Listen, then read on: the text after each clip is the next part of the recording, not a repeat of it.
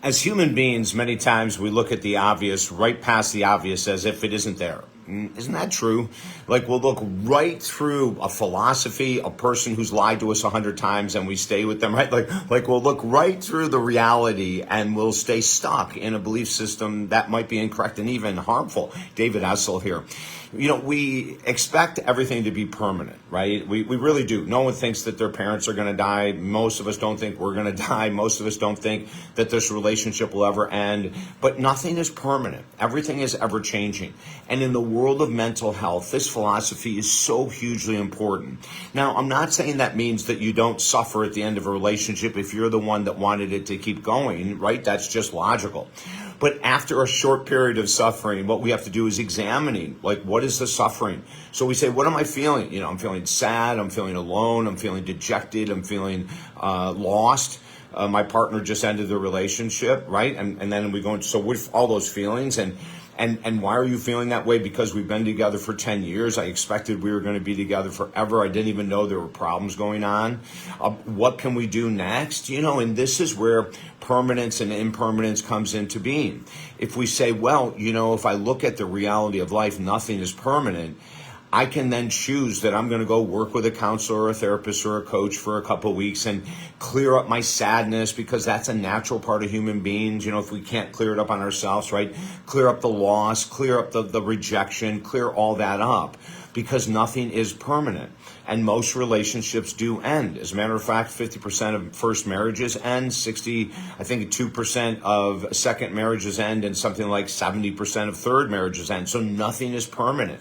The body that you have right now will decay. We'll start running into diseases and different types of complications. And so if you're in good health right now, a strong mental health approach would be to say, God, I'm so blessed with this mental health because it's not going to be permanent. I'm going to be hitting some struggles down the road, so let me enjoy it while it's here.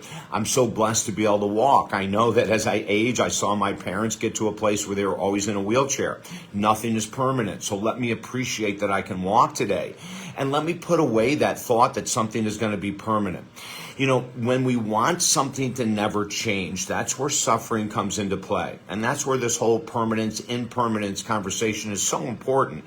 When we expect things to be permanent, the income is always going to increase, right? Or the income is always going to stay the same. And that's not necessarily true for any of us.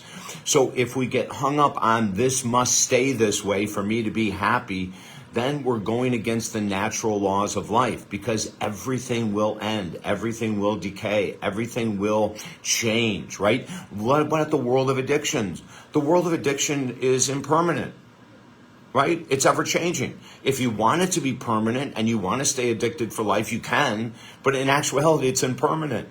Millions of people have proven it. They were once addicts, alcoholics, and now they're free. See, everything can change. Depression, anxiety, PTSD, all of these things can change. This is all about mental health. And don't forget, we've got this incredible mental health workshop coming up, February 20th. Just go to talkdavid.com. It's going to be so awesome. It's the mental health online retreat. You can do it from anywhere in the world. It's outrageously inexpensive. And for 4 straight weeks, 1 hour at night, we're going to go over all of these different concepts so that you can have the strongest mental health possible. When you understand the concept that nothing is ever permanent, it doesn't mean that you won't be sad when something changes, you lose a job or something like that. But then there'll be a click in your mind, nothing is permanent. This is life. This is the ever-changing life. I need to get on board.